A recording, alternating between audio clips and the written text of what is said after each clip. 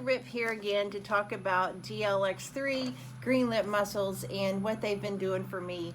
So if we remember my last scan, we went from April 13th to 5/8 were the dates between these scans. Remember I showed you last time the incredible muscle gain of 3 pounds, about 3 pounds between these two scans.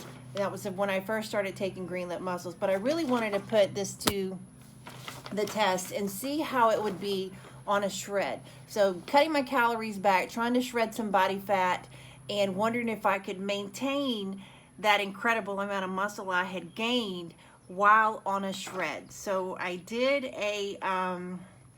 my scan, and lo and behold, I actually lost almost 2% body fat, which is what I was trying to do, and I still not only maintained all of that amazing muscle mass that I gained from the last scan, but I actually added a little bit.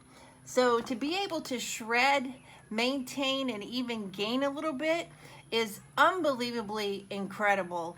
And you know, and this is, like I said, this is the only thing that I've added to what I've been doing, you know, this whole time.